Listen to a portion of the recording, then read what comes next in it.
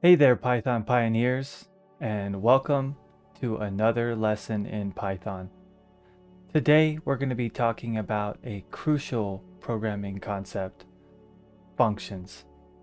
Let's have my AI guy kick us off. Hello coders. Functions in Python are like little helpers. They perform specific tasks and make coding more efficient. Let's start with some basic functions you'll use often. Perfect. That's great. So let's just go ahead and jump on over to our Mu code editor and take a look, shall we? All right, we are in Mu. And the first function that we want to talk about today is arguably the most important function you're going to learn about, and it's the help function. So if I type that out, help, and functions always have parentheses, open and close. That's how you can tell that you're calling a function. So you could say the anatomy of a function is the name of the function, followed by the parentheses. And inside of those parentheses, you give that function information. You give it a value, like the values we worked with in the previous lessons. And the function takes that value and does something with it. So the help function is a very special function. This function allows you to pass in the name of other functions, and you get to see the official Python documentation for that function. So that can be extremely helpful if you don't remember how to use a specific function, or if you want to read more about what that function is supposed to do. So we're going to hold on to this help function, and we'll use it here in a minute once we talk about our next one. So we'll leave that right there. And now that we're starting to get into some more complex coding, I think it's important to talk about the difference between where I'm typing my code now and where you have been typing it in the interactive shell. So when you click run, let me remove this code. When you click run, you're in the interactive shell, which you're familiar with now. When you click REPL, it also opens an interactive shell. This is a Python interpreter, is another way to look at it. It knows and understands Python code. That's basically what that means. Now, you probably noticed in between runs of your program, or if you close out of Mu, it forgets about everything that you were doing in the interactive shell.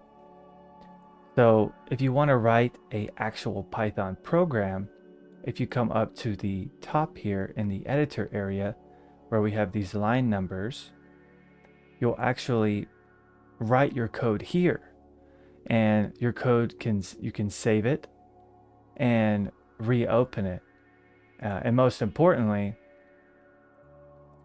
by close that REPL, you can save your program and run it and have a longer program. So this is where we'll actually start writing our programs now. The interactive shell is a great place to test out certain concepts you might be wanting to play with without having to write it in the scripting area and clicking run every time. So it'll be a tool in your toolbox now. So we talked about help. Now let's talk about the print function.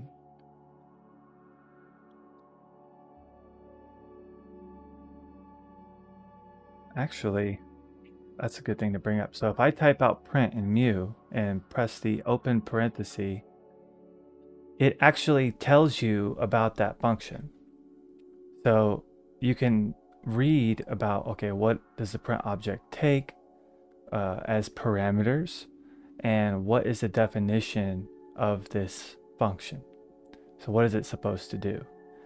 all the print function does is take whatever values you provide it, which here in the parameters they call objects, and it prints those values out to the standard output. And the standard output is just your terminal. So that's that interactive shell that you see when you run your Python program.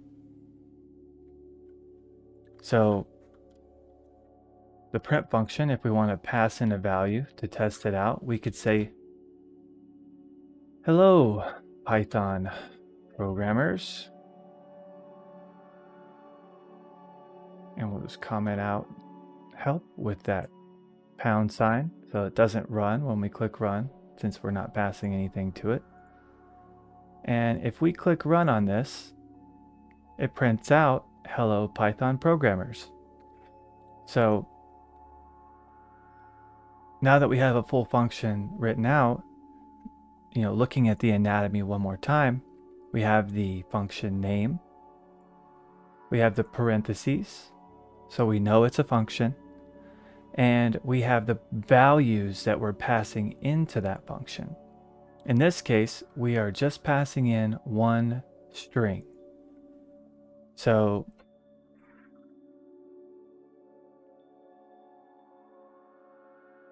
if we type out print again, print objects separated by, and it has sep.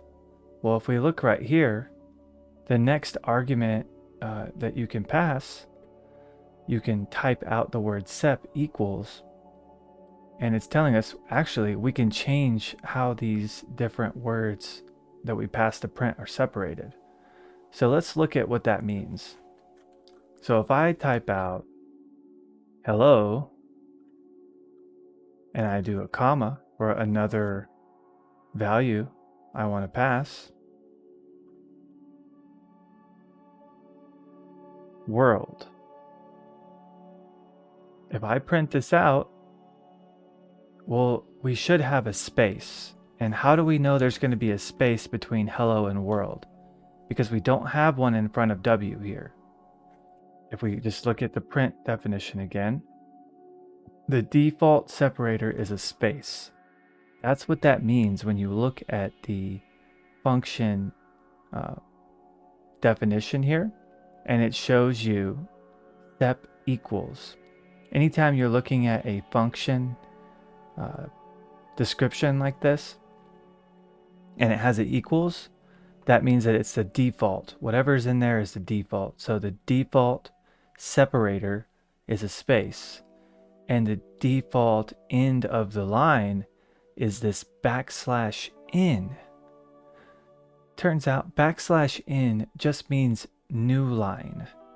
A new line is what happens when you press enter on your keyboard. So the default ending of whatever you pass will be a new line or pressing enter on the keyboard, and every word is separated by a space. And we can see that if we run this program. Notice how hello world is separated by a space, and it's on a new line after hello Python programmers. Now, just like we looked at, sep was the value that they said we could change. What if I want it to, instead of being a space, I want it to be a dash? Now if I run this, notice how instead of a space, it's a dash. Hello dash world. So just by looking at the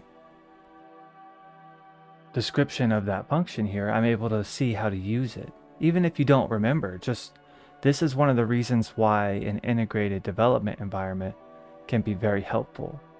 Because if you were writing this in Notepad++ or Notepad or something like that, it won't tell you about these definitions. You'll just be typing out print and you have to know how to use it.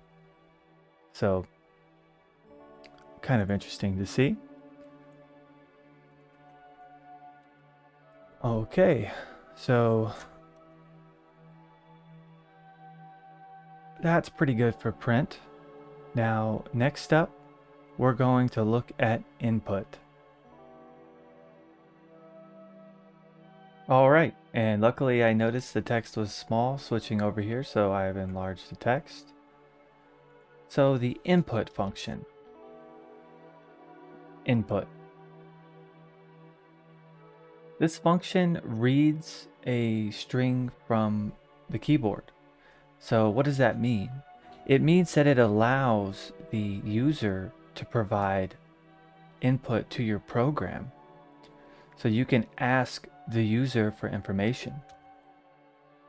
Now, if we type out input like we did with print and put that open parenthesis. Oh, actually, let's go ahead and stop this. And it's not providing that extra context that print was. So that's a great time, right, to bring up help. So if you need more help with a specific function, the help function is there for you. So let's type out help down here in the interactive shell. And let's provide the function name that we want to look up. So we're going to type in input and close parentheses. So we're passing in input as the value to the help function. We want to find out what is the documentation for the input function. If we press enter, it prints out quite a bit of text. So just scroll to the top and you get a basic definition for what the function does. So the first line just tells you what the help function is actually doing. But if you scroll down, read a string from standard input. The trailing new line is stripped. So you can actually find out exactly how that function works, which is important. So what does that mean? The trailing new line is stripped. That means that when the user provides input to you, how do they send it on a keyboard? Well, they have to press enter, right? So they type out their sentence or their name or whatever it is, and they press enter. So when input takes that text from the keyboard, whenever they press enter, it doesn't add that in. So you're not going to get that trailing new line. You won't see that in the input that you get from the user. It will just end with the last letter they typed, whether that be a space or a character or whatever it may be. But if it's a new line, that is stripped. So another really helpful thing, you have the description, basic description, which can be very detailed depending on the function, and we'll see a few of those here in a minute. The function definition is actually also very helpful because it provides you with the parameters that you need to use when calling the function. And if we look at it, there's a couple things here. We see prompt equals none, so we know that the default value is none. There's nothing. So if you were to not pass in a prompt for the user, then it doesn't prompt the user before asking for input. It just asks for input, and we'll test that out in a second. And there's a comma and a forward slash. Now in the documentation, anytime you see a comma and a forward slash, that's telling you that the parameters or values that you're passing to this function are positional. That means that when I pass in a prompt, I don't pass in prompt equals. So you saw up here, I typed out sep equals and I put a dash, right? You won't do that for any function that ends with a comma forward slash. That just means that it will look at the parameters you pass and they have to be in the exact order that they show up down here. So if there was multiple, your prompt should be the first parameter, and you have a comma separating each value, each parameter, and they have to be in the same order. In this case, there's only one parameter that is being passed, so you can never get it wrong. And don't worry if all this doesn't make total sense right now. I'm going into a lot of detail just to provide you with that extra context. And you might even, when you get further along, come back and watch this video again and it'll make more sense. So, okay. So we've got some help on the input function. Now, if we type out input and we don't pass in a prompt, we know that it'll be none. But we also know that this function is getting something from the user. It's going to return a value for us, and we need to do something with that value. So this is where variables are helpful, because we can store that input that we get from the user into a variable so we can use it again and see what they typed out and do stuff with it. So let's type out a variable called my variable. Now, from what we've learned already, this is not particularly useful because what is this variable for? We don't know. It's just called my variable. But let's try this out and we'll see what it does. See down here, it's just a blinking cursor, but it's asking for my input. So if I type out something and press enter, it goes back and now the program is finished. If I come down here and I say, you know what, let's print out the value in my variable. And let's run this again. Notice how it printed out my name.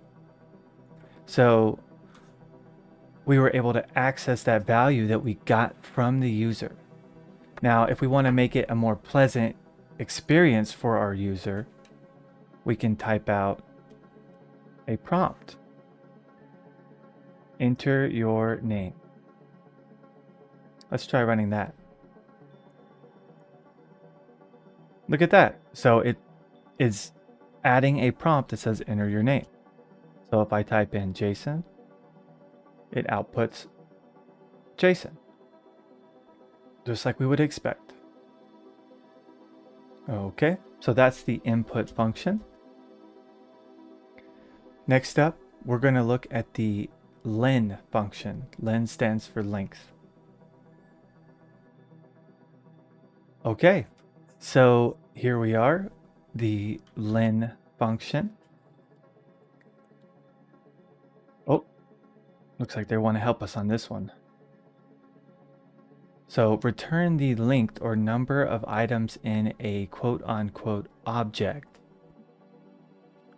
You'll see this word object many times, and just know that in our case, the object that we're talking about is a string.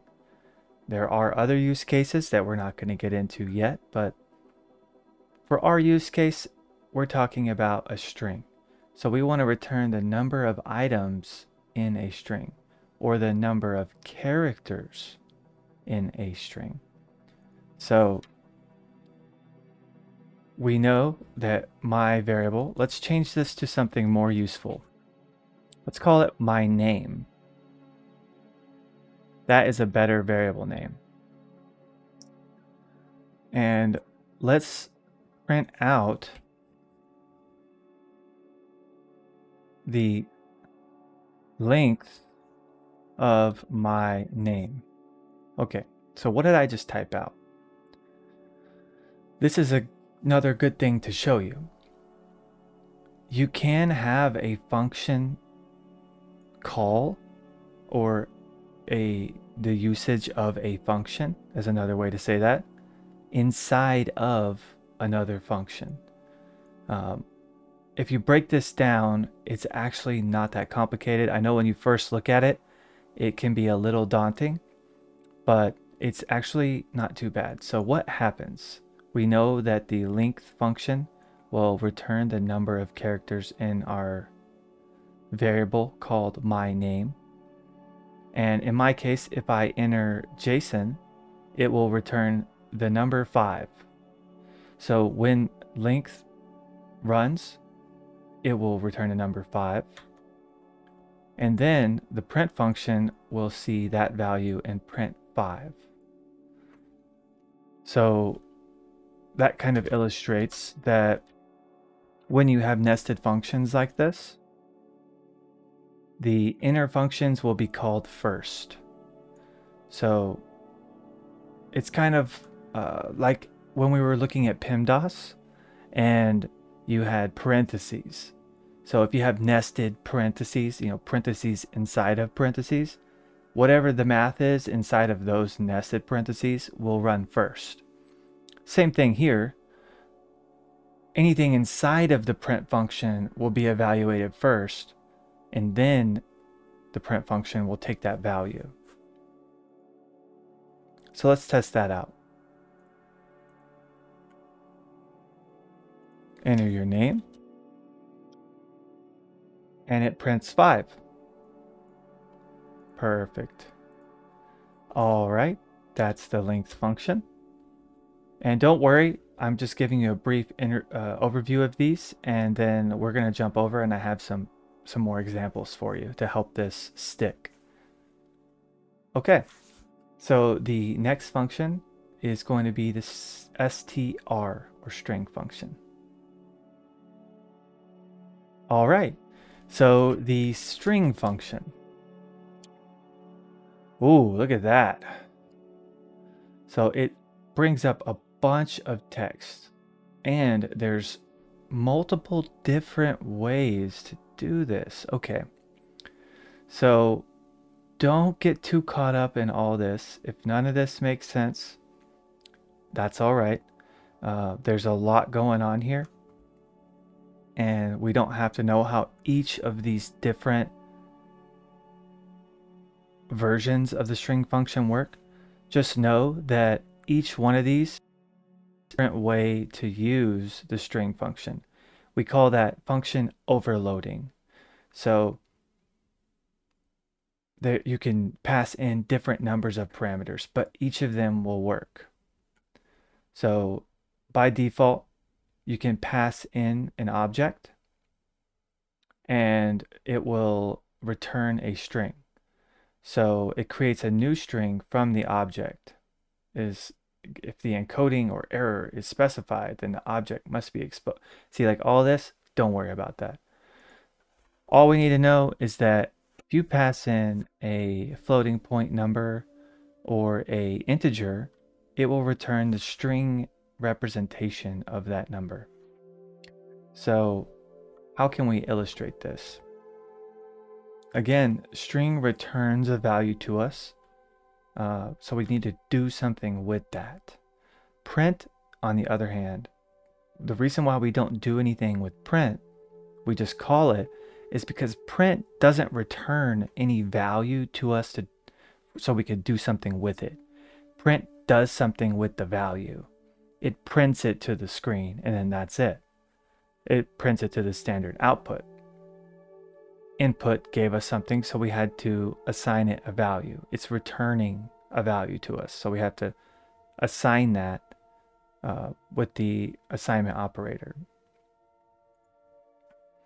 So for string, let's create a new variable, and we'll call this one my number, and we're gonna say equals 42. Now we're gonna come down here and we're gonna say my number string equals the str function, and we're gonna pass in that variable my number. What this will do is convert 42 into the string representation of 42. So basically just wrap it in quotes. And if we were to print this, you wouldn't be able to tell the difference because when numbers print, they don't print the quotes. So there's no need to print. But that's what happens. All right, that's the string function. We can also do that with if our number was 42.5, for example, with a floating point number, it will convert to the string representation. So that could be useful. And all right, let's get ready. We're going to move on to the next function, and that is the int function.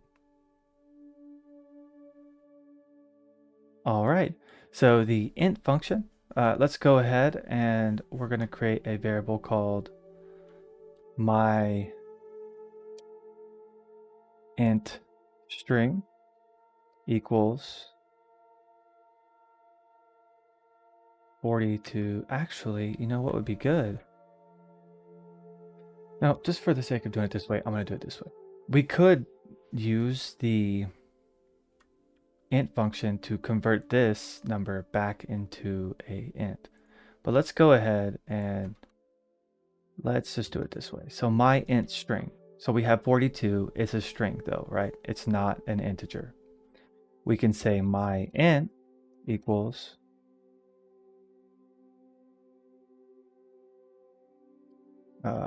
int my int string. And that will give us the integer representation. So 42, right? So,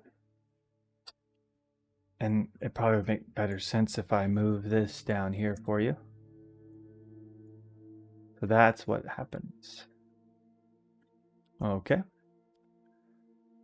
So int gets called, and for the parameter inside the parentheses, we pass in the string value 42. That function goes and converts that into the integer representation, and 42 is assigned to my integer. So later on, if we want to add to it, we could. Okay. All right. So another thing that's important to mention, now that we've talked about int, if I say my int string, let's not use that one. Let's use a new variable. We're going to call it my input equals, and we're going to use the input function, and we're going to say enter a number. And this colon at the end is totally optional. You know, you could add anything in here. I just add the colon in because I think it looks nice. So when Python runs this code, the input function is going to prompt the user with a text that says enter a number colon, and the user is going to type in a number and they're going to press enter. Let's say that that user typed in the number 54. Now here's an important nuance to pay attention to. When input returns, it doesn't return a number. It always returns a string. So you have to be careful. If you're asking a user for a number, you can't just use the input like this because it's going to return the string representation because it's taking any input and assuming it's a string. So how can we fix that? Well, we know about this function called int. So if you are only wanting the user to enter a integer, for example, enter a integer, then we can wrap this function with the int function. So now when the user enters their input, and let's say that that was 54, right? Well, now 54 is passed into the integer function, and that returns 54. and then 54 is assigned to my input. Very good. Okay, and the last function we're going to look at is the float function. Hey, this is Jason from the future. I realized while editing this video that I didn't talk about converting a floating point number using the integer function, and that's a pretty big thing to talk about, so we're going to talk about that super fast. So when you're using the integer function, we looked at passing in a string value like 54, right? And we can assign that to some variable we'll call myInt. Remember that variable names are arbitrary, but I'm going to call it myInt. So we looked at passing this string, but what about if I pass in 54.2? What happens? So just to show you, if I print out myInt and run this, 54. It looks like maybe it rounded down. No, it did not. So 54.9, if I run that, still 54. So this is really important to know. When you use the integer conversion with the int function, it does not round. So it just drops the decimal. All the data that's after the decimal is gone. So just remember that. And also, if you were to try to pass in a string floating point number, that would be a value error. So a little bit of a nuance there. You can pass in, like we looked at, the string that's an integer, but this function can only accept strings that should be integers, not strings that are floating point numbers that will then be round, or the decimal will just be dropped. That won't work.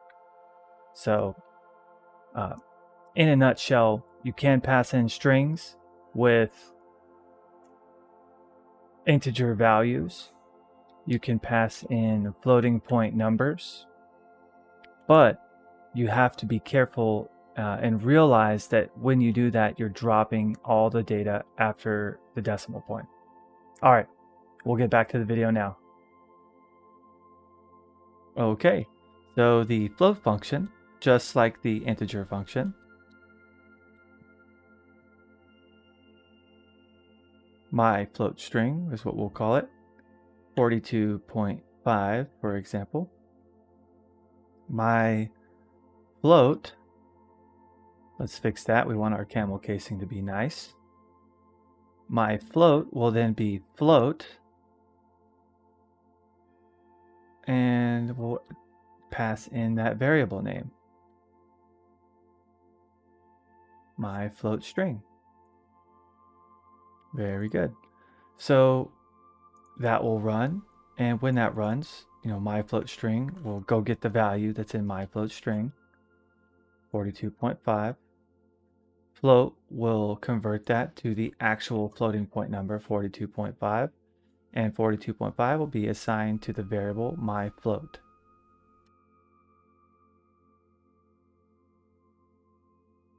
Okay, so let's come down here into the interactive shell, and let's just use the help function on a few of these so we can read a little bit more about them, because I want to show you what happens. For example, with int,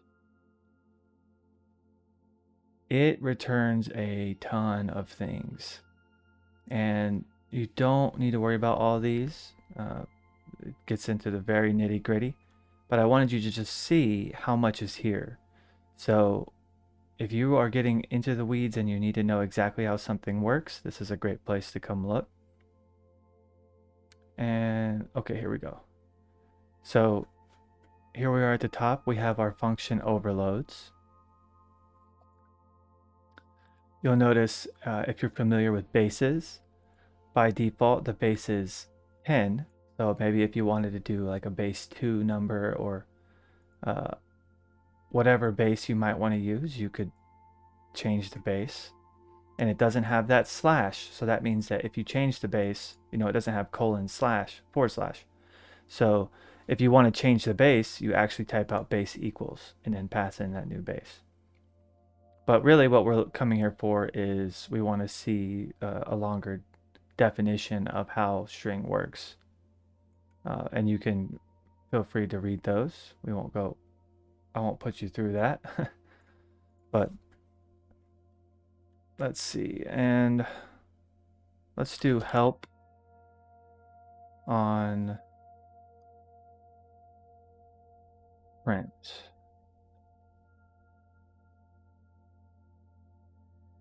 So this is in contrast to what we were seeing actually up here. You can see if we type out print, doesn't that look familiar? So it turns out that when you, the interpreter or the editor, the IDE, it's trying to be helpful and it's showing you this definition. Where does it get it? It gets it from the Python documentation. The same documentation that you can read in detail with the help function. So if you ever are looking at one of these helpful little pop-ups and it just isn't showing enough information, just remember you can come down here and type in help and type in the function name and get more help on how that function works. All right, that wraps up our brief overview of the different functions. Let's just jump over real quick and look at a couple examples. So I want to show you a good use and a bad use of each of these functions. So for print, like we've seen, and you do see double quotes, that's okay. But single quotes, double quotes, stick with the single quotes. But it's really just a preference. You don't have to necessarily use single quotes. Essentially, why would you use one over the other? Well, here's a good example. Welcome to, let's just say this was the word pythons. Well, there's a single quote inside of this string.